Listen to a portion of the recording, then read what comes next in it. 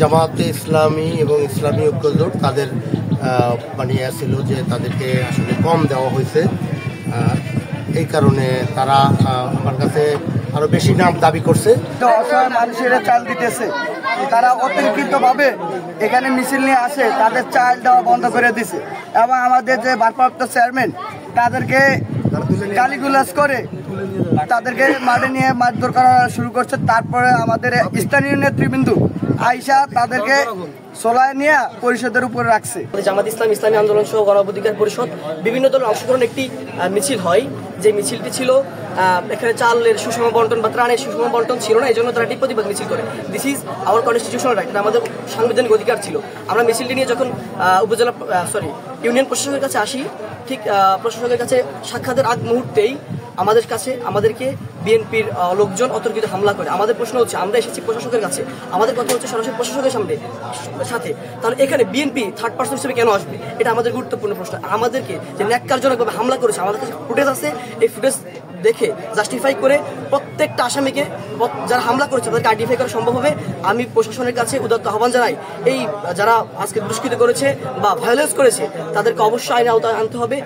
যিনি প্রশাসক হিসেবে দায়িত্বে আছেন উনি কিন্তু মানে অবহেলার সুরে ওনাদেরকে হয়তো দূরে সরাই দিতেন। হ্যাঁ, বেশিরভাগ ক্ষেত্রেই একটা দলকে, যেটা বিএনপির কথা আমরা আজকে যারা হামলা করেছে তাদের কথা শুনেছি, তারা আসলে তাদেরকে বেশি প্রাধান্য দিয়েছে।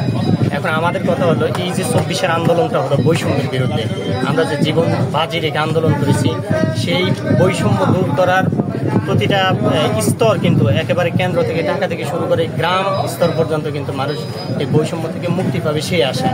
কিন্তু আমরা দেখতে পাচ্ছি যে মানে একটা দলকে প্রাধান্য দিতে গিয়ে সবাইকে মানে বঞ্চিত করা।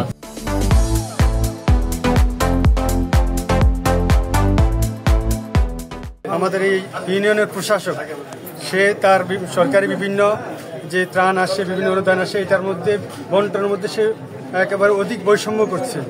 একটা দলকে, বিএনপিকে তার প্রাধান্য দিয়ে তাদেরকে বেশিরভাগ 90% তাদেরকে দিতেছে এবং অসহায় প্রকৃত যারা প্রাপ্য তারা পাইতেছে না।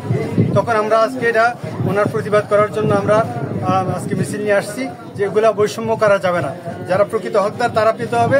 আমরা সেই জন্য আজকে আসছিলাম ওনার সাথে কথা বলতে, কিন্তু পথেই আসার পথে আমাদেরকে বিএনপির যাদেরকে নাম বলা হলো, এই কয়েকজন আমাদের সমর্থকদের উপরে ওরা অতর্কিত হামলা করেছে।